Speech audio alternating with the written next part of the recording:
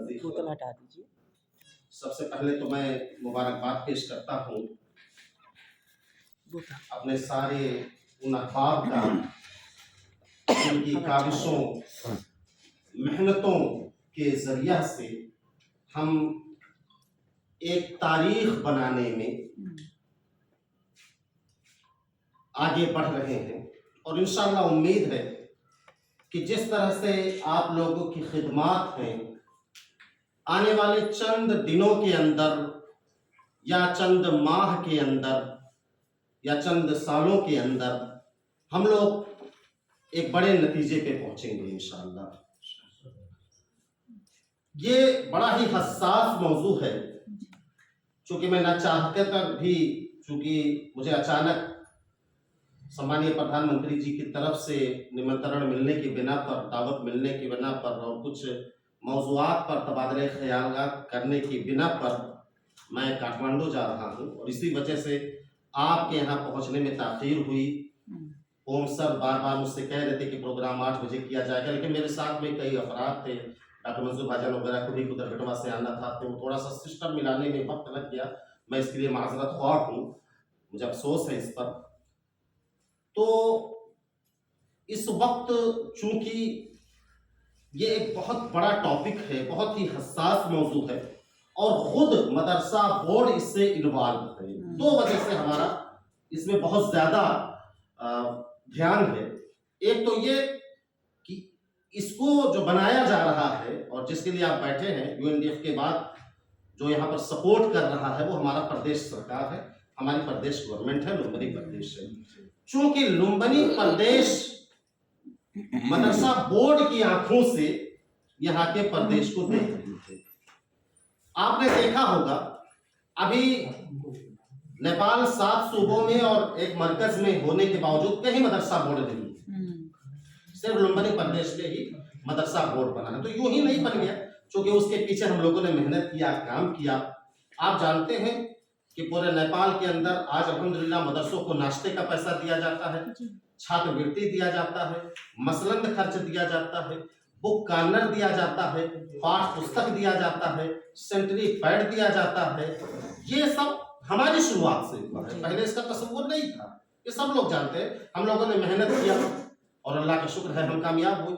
अभी हमारे प्रदेश सरकार मदरसों को कुछ और भी कर रही है, जो और कर रही है, जैसे जो बड़े मदारिस हैं उनमें नर्स की तकर्रुरी करना, या इसी तरीके से यहाँ की बच्चियों को नर्स और डॉक्टर्स और इंजीनियर में सहयोग करना, उनको आगे बढ़ाना। चूंकि इस प्रदेश में मुसलमानों की आबादी दूसरे नंबर पर, 7% यहाँ की मुसलमानों की आबादी है, जबकि मजमूई तौर पर देखें तो पूरे नेपाल में 5.9 आबादी है।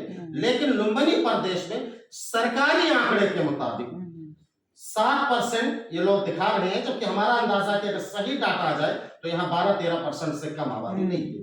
इसी तरीके से 1 नंबर में 2 नंबर जो प्रदेश था, जिसे आजकल मध्य प्रदेश कहते हैं, वहां मुसलमानों की आबादी है। आप जानते हैं वो बॉर्डर चूंकि बड़ा ही हसास है और वहां पर मुझे नहीं लगता है कि इतने आसानी से काम कर मिलेगा, क्योंकि शिद्दत पसंदी वहां बहुत ज्यादा आम है, बहुत ज्यादा है, वहां पर बहुत ज्यादा खुराफात है। अल्लाह ताला उनको भी हिम्मत दे काम करने की। लेकिन लुम्बिनी प्रदेश को हम एक मिसाल बना सकते हैं। तो मैं गुजारिश करूंगा इस करिकुलम की जो टीम के लोग हैं और आप सारे लोगों से, चूंकि पूरा मुल्क और मरकज इन सारे लोगों की निगाहें इस वक्त मदरसा बोर्ड पर मरकूज है। आपकी वजह से, आपकी कोई एक तसहली की वजह से मेरा दामन पकड़ जाएगा।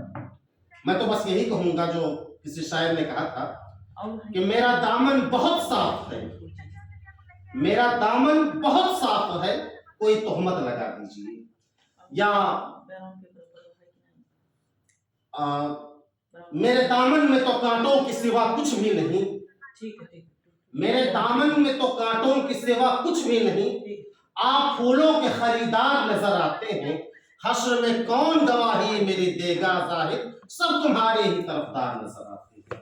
तो आपकी कोई एक चूक, कोई एक खता वो हमें भी मोर्दे इल्जाम ठहराएगी, हमें भी कटघरे में खड़ा किया जाएगा। तो बहुत हसास होकर, बल्कि थोड़ा सा वक्त लग रहा है, लगने दीजिए, थोड़ा और वक्त दीजिए, बेहद छलफल करें। हम लोग केंद्र से भी लोगों को लेके आएंगे, डॉक्टर अब्दुल गनी साहब, नियाज साहब वगैरह और बाकी लोग, हमारे अहबाब सारे लोग जमा हैं। ये सारे लोग इंशाअल्लाह काम करेंगे। मदरसा बोर्ड भरपूर तरीके से काम करेगा, आपका साथ देगा, प्रदेश सरकार से सिफारिश करेगा। और मैं एक बार फिर से आप तमाम लोगों का शुक्रिया अदा कर रहा हूं। मैं अभी काठमांडू भी जा रहा हूं, वहां पाठ्यक्रम विकास केंद्र के जिम्मेदार से, डीजी सर से, शिक्षा सचिव से, शिक्षा मंत्री जी से भी मेरी मुलाकात होने की है। मैं इंशाल्लाह इस पर उनसे भी तबादले ख्याल करूंगा, उनसे भी डिस्कस करूंगा। और अभी तो नहीं, लेकिन आने वाले चंद दिनों के बाद जब हमारा प्रोग्राम होगा इंशाल्लाह, तो हम सम्मानीय प्रधानमंत्री जी को भी इस मामले में आशीर्वाद मिलेंगे, भरोसे मिलेंगे। इंशाल्लाह बड़े पैमाने पे इस काम को किया जाएगा। मैं एक बार फिर से यूएनडीएफ का, हमारे कौम सर का और से जुड़े सारे अफराद का मदरसा बोर्ड की तरफ से इस्तकबाल करता हूं और आपके इस कार्य खैर का मैं खुशामदीद कहता हूं। मैं उस पर आपका शुक्रिया अदा करता हूं और ये कहते हुए इंशाल्लाह अपनी बातों को खत्म करेंगे। इंशाल्लाह जल्दी मुलाकात होगी और आप लोग भरपूर तरीके से इसमें लगे और मदरसा बोर्ड आपके साथ था, है और इंशाल्लाह रहेगा।